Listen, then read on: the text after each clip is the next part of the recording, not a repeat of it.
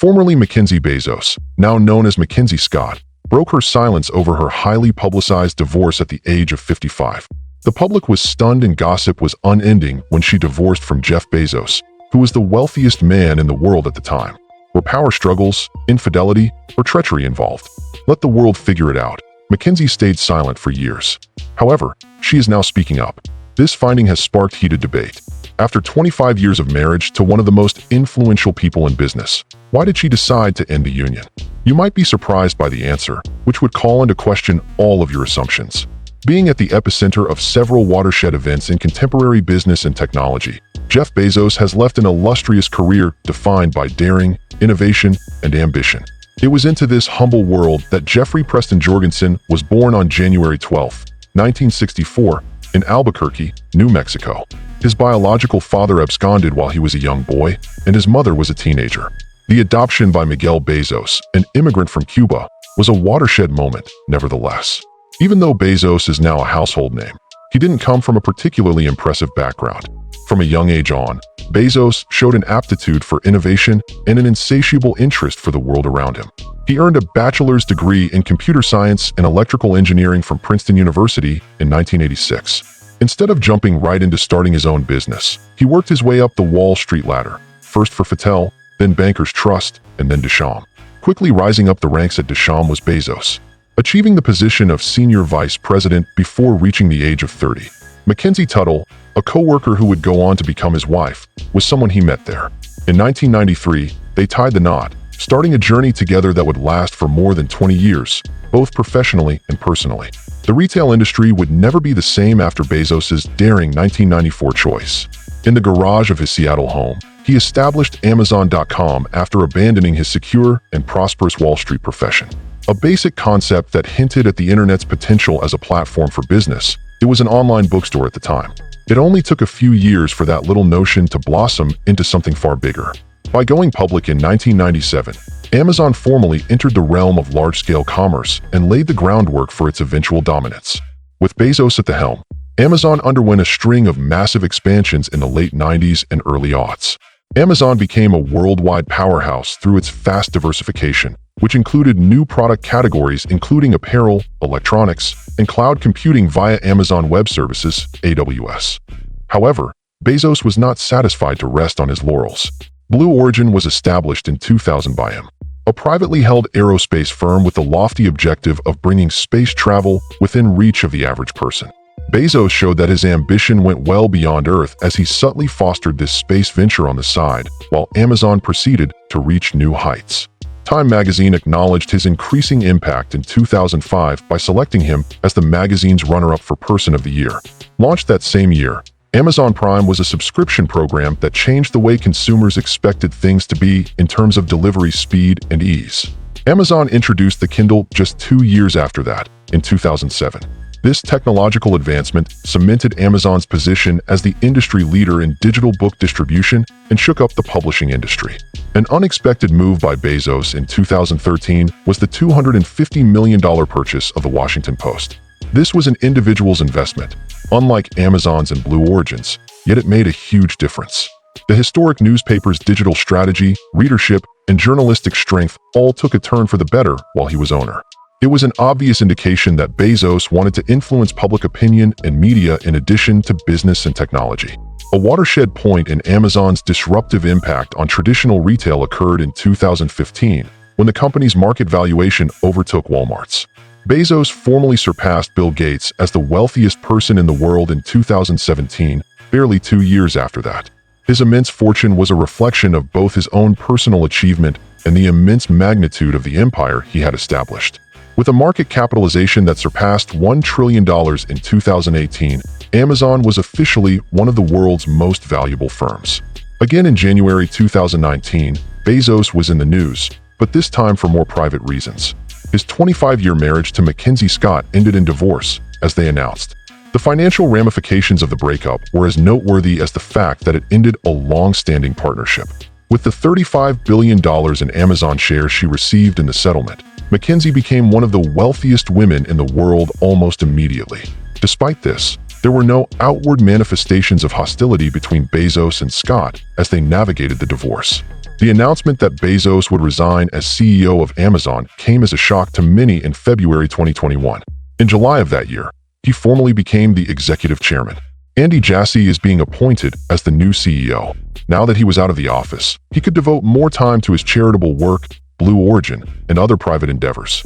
Blue Origin's New Shepard rocket carried Bezos into space just a few days later, on July 20th, 2021, making him a space travel legend once again.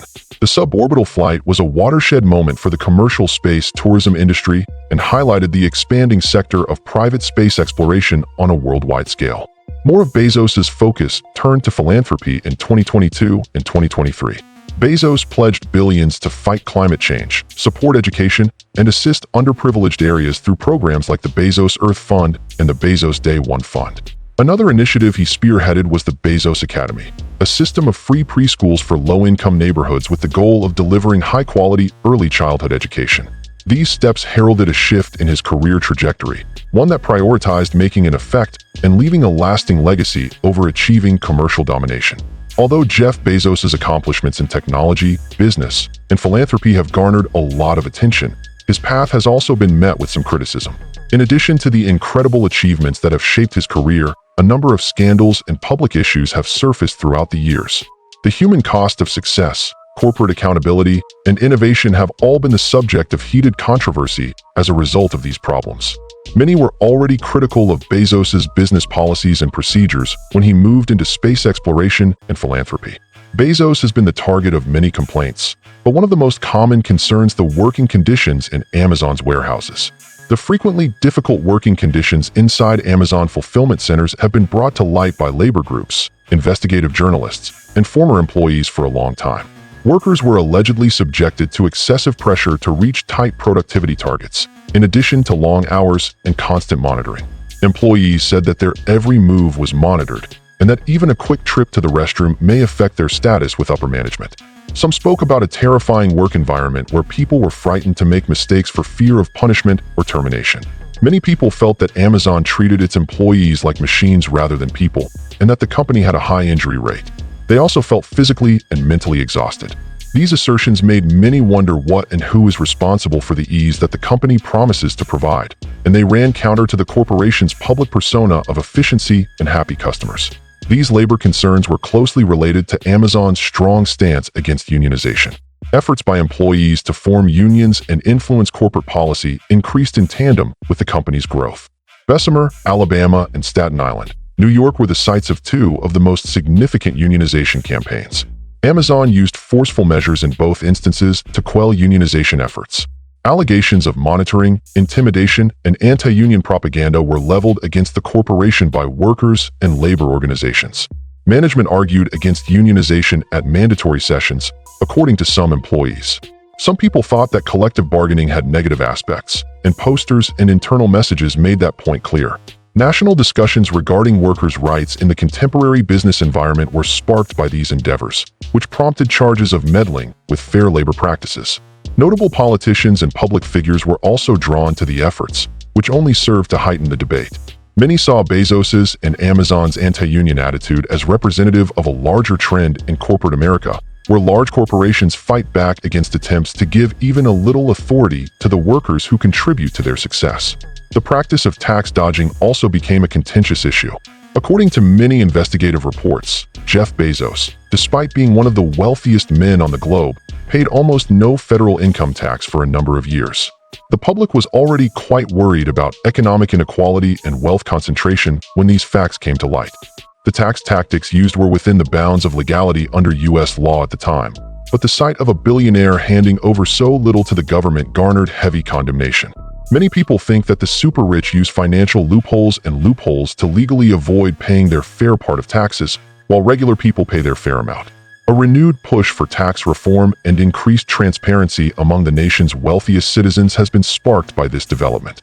With his name popping up in political speeches and media, Bezos became a common example in conversations about how the tax system benefits the wealthy.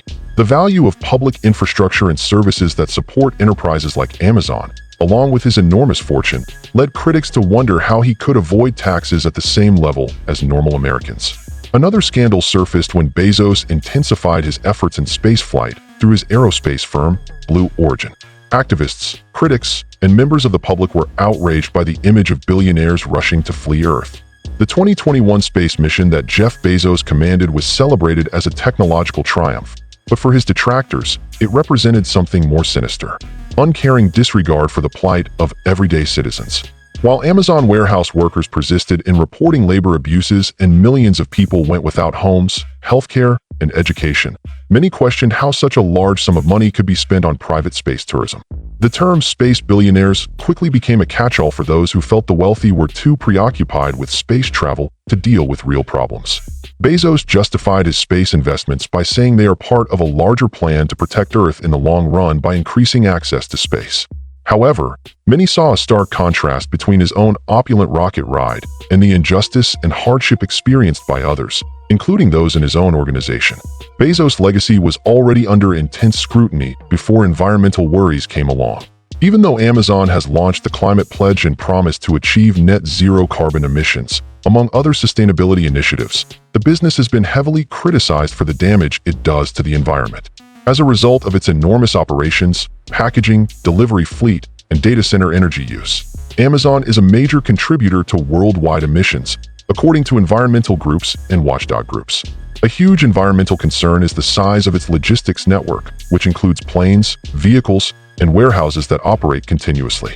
Those who are against the company's green initiatives say that it is not moving quickly enough to reduce its carbon footprint or find solutions that are more environmentally friendly. Also, there's been a lot of talk about how much plastic is used to ship millions of goods. Some feel that the continuing environmental impacts of Bezos's corporate empire contradict his billions of dollars invested in environmental initiatives through the Bezos Earth Fund. Skepticism over the authenticity and efficacy of these programs has arisen due to the apparent discrepancy between Amazon's stated climate goals and the company's real environmental actions. Mackenzie Scott is recognized as one of the wealthiest people in the world. Mackenzie Scott, Jeff Bezos' ex-wife, has quietly become a powerful personality in her own right, even as Jeff Bezos has stayed a prominent figure in international commerce. She has quietly gone from being a co-founder of Amazon and a novelist to one of the most generous philanthropists of the contemporary era. Mackenzie Scott Tuttle was born on April 7, 1970, in San Francisco, California. She had a solid academic foundation and an early passion for literature. She attended Princeton University and graduated with a degree in English in 1992, driven by her love of writing. Toni Morrison, who would go on to become a Nobel laureate, classed Scott among her best students I've ever had while she was a student there. The way she writes and thinks was profoundly affected by this mentorship. Prior to her becoming famous around the world for her philanthropy and fortune, Mackenzie met Jeff Bezos in 1993, not long after she graduated. While they were both employed at D. Shaw, a prominent New York City hedge firm, they tied the knot that same year as their romance blossomed. They were inseparable from the start, since they were both driven and fearless. The pair made a decision that would change their lives the following year, in 1994. Amazon was founded when they relocated to Seattle. In this endeavor, Mackenzie did not remain mute. She was indispensable in the early days of the business, when she oversaw everything from logistics and bookkeeping to the shipment of the first client orders. She was a rock for the company through its formative years, offering both practical and emotional assistance as it overcame the obstacles it faced. Mackenzie maintained her connection to her creative beginnings even as Amazon expanded into a corporate behemoth. Her first book, 2005's The Testing of Luther Albright, was an introspective look at the mental and emotional costs of engineering, duty, and parenting. In 2006, she won the American Book Award for the critically acclaimed novel, celebrating her abilities in a field unrelated to technology or banking. She released a second novel, Traps, in 2013 after this literary triumph. The story revolved around four women whose paths cross, and it dealt with heavy topics like trauma, resilience, and the empowerment of women. Long before her name was associated with multi-billion-dollar philanthropy, these novels showed that the author cared about nuanced characters and the emotional reality. With the joint announcement of their divorce after 25 years of marriage, Mackenzie Scott and Jeff Bezos re-entered public discourse in January 2019 in a shocking and unexpected manner. In April of that year, the divorce was finalized, and it became one of the most emotionally and financially significant divorces in history. Mackenzie was awarded about 25% of the couple's $35 billion worth of Amazon shares as part of the settlement. Suddenly, she found herself among the world's wealthiest women. Scott might have used his fortune to further his own profile or establish an empire, but he opted for a completely different course of action, one that will soon cast a whole new light on her legacy. Not long after the divorce was finalized in May 2019, Mackenzie joined the Giving Pledge, an initiative started by Warren Buffett and Bill and Melinda Gates. She made a public commitment to donate most of her riches while she was alive by signing.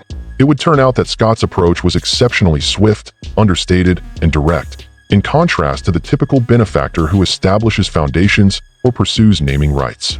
On purpose, she did not lay the groundwork for anything official, rather than relying on a large advisory group, instead seeking out local groups that are already making a difference. A simple but powerful guiding principle emerged for her: to provide groups performing transformative work the opportunity to spend their finances any way they see fit through unrestricted gifts. The years 2020 to 2023, under Mackenzie Scott's leadership, were the most generous in private giving history. Nearly the course of a few years, she distributed nearly $14 billion to over 1,600 different organizations. The causes of racial equality, public health, education, LGBTQ+ rights, and underprivileged communities were central to her charitable donations, which frequently bypasses these regions. Scott, in contrast to many affluent contributors who make public appearances and distribute press releases, would frequently announce her contributions after the fact, usually in introspective blog posts. Her words always conveyed a sense of modesty, faith in community leadership, and unwavering commitment to fairness. Supporting and amplifying their work, rather than directing or controlling them, was her purpose, as she often stated.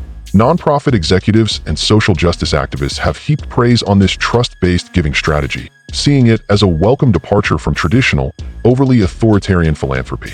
It was clear from Mackenzie's decisions that she was uneasy about the power of millionaires to affect societal change. She made no secret of her affluence, but she seemed to have trouble accepting that some people should have undue influence because of their enormous fortunes. She frequently argued in her essays that the problem stemmed from the concentration of wealth and that a simple solution would be to redistribute it by careful and quick donation. Neither did she erect memorials honoring herself or her family. Rather, she secretly funneled billions of dollars to local organizations that were already doing important work, such as food banks, educational institutions, and groups fighting for indigenous rights and gender equality. The remarriage of Mackenzie in March 2021 brought her back into the spotlight, although this time for more private reasons. Dan Jewett was her new spouse, her children's Seattle private school, as a science teacher. Dan signed the Giving Pledge with Mackenzie to support her charitable work, and the two had similar beliefs about the importance of education and service to others. They kept a low profile together, as did Mackenzie in general. She shied away from the limelight, social media, and high society events. Even though she was one of the richest women on the planet, her public persona was further cemented as someone who actually did not care about fame or prestige, especially when contrasted with the prominent lives of numerous other millionaires. Despite her charitable work and respectable public persona, Mackenzie Scott has been the subject of public scrutiny and scandal throughout her life, including her 2 divorces.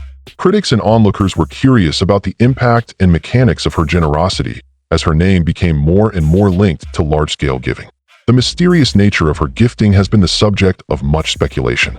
Some have legitimately voiced worries about the lack of transparency, while others have praised her for making unrestricted, no-strings-attached donations to organizations that are frequently ignored by established fundraisers. She takes a novel approach to philanthropy by not making real-time announcements of her donations and by not demanding lengthy proposals or follow-up reports from recipients. Scott, on the other hand, lists hundreds of charities that have received her money in her seldom publicly accessible blog articles. Some professionals in the fields of nonprofits and philanthropy have expressed skepticism about the decision-making process as a result of this strategy, and whether there is any discernible effect of her contributions over time. People who think big donations should come with a system of public accountability are worried about the lack of external scrutiny and extensive reporting. While the lack of disclosure may not indicate any illegality, it has prompted discussions over the importance of openness in contemporary philanthropy, particularly when dealing with sums in the billions of dollars. After her 2019 divorce from Jeff Bezos, she became even more of a media darling. When the couple's divorce was finalized, Mackenzie Scott received around 25% of the couple's Amazon shares, which were worth about $35 billion at the time. Despite the fact that both sides handled the divorce with decency and respect, the magnitude of the settlement caused quite a stir in the public eye. As the globe was already engrossed in wider discussions on billionaires, taxes, and economic justice, many saw it through the prism of poverty. People who were more concerned with the gender gap in tech brought attention to the fact that Scott had played a key role in Amazon's founding but had otherwise avoided the limelight. Her unexpected rise to the status of one of the wealthiest women in the world has sparked new conversations regarding the societal importance placed on spouses and women's involvement in business endeavors. The public's portrayal of her wealth, critics and observers argued, was either empowering or reductive. Were people praising her just because she had amassed a fortune through her divorce? On the other hand, did her early contributions to Amazon and her later contributions to society receive sufficient recognition? The intricate nature of these concerns highlights the ongoing complex intersection of gender, power, and wealth in public and media narratives. Her participation in the Giving Pledge, an initiative under which a number of the world's richest people have pledged to give away the vast majority of their wealth before they die, further tarnished her reputation. Not long after her divorce, Mackenzie Scott became one of several prominent philanthropists to sign the Giving Pledge, with names like Warren Buffett and Bill and Melinda Gates. Many others took her signature as a promise to fight for social justice issues in the future. Nonetheless, Scott has stuck to a minimalist manner of communication, in contrast to many of his fellow signatories who release lengthy yearly letters or essays outlining his ideologies and actions. Her brief remarks to the audience are more often introspective than instructive, and she rarely makes them lengthy. Some have criticized her for doing this, even though it goes with her modesty and need for seclusion. She is said to be failing in her duty as a transparent philanthropist because she does not disclose the specific reasoning behind her decisions or whose advisors had an impact on them. But there are many who support her stance, saying that her deeds justify her words. Compared to other billionaires, she has distributed her wealth far more rapidly, and accomplished this with very little red tape. Perceptions of responsible giving in the 21st century are still shaped by the unresolved issue. In 2022, Mackenzie Scott's private life, including the scandals surrounding her charities and her secret divorce from Dan Jewett, once again came to the forefront of public attention. In 2021, she and Jewett, a science teacher at her children's school, signed the Giving Pledge to demonstrate our shared beliefs about contributing to charity. Initial public reaction to their marriage was encouraging, with many viewing it as a contrast to the high-stakes world of billionaires and praising their relationship as a good, grounded couple. But Scott's reputation for seclusion and dignity shone through during the divorce, which came less than 2 years after the wedding. There was no controversy, no court fight, and no negative publicity. However, the news outlets continued to report on it with intrigue. People began to wonder what caused their breakup because Jewett's name was thereafter discreetly deleted from charitable websites and donations. No wrongdoing was suggested, but the episode served as a reminder that anyone can become the target of rumors due to their high profile and the amount of attention they receive. Scott saw her second divorce as an intimate personal issue that she opted not to discuss further emphasizing her unwavering separation of her charitable work from her own life. When asked about Bezos' affair and divorce, Mackenzie finally speaks out. Both the divorce and the scandal that led up to it thrust Jeff Bezos and Mackenzie Scott into the limelight in early 2019. A prominent tabloid revealed Bezos' affair with Lauren Sanchez in January 2019, revealing private text messages between the two. This came weeks after Bezos and Scott announced their separation. In response, Bezos published a lengthy blog post in which he accused the parent corporation of the publication of engaging in politically driven extortion and blackmail. Bezos characterized the tone of the emails as coercive. The executives allegedly threatened to release explicit photos unless he publicly denied that their coverage was politically motivated. In return for withholding the photos, the executives demanded that he declare there was no basis for suggesting their coverage was politically motivated. He refused. In defiance of the request, Bezos decided to release the emails to the public. He expressed his disapproval of the distribution of personal images and stated his refusal to be involved in what he described as a practice of political targeting and extortion.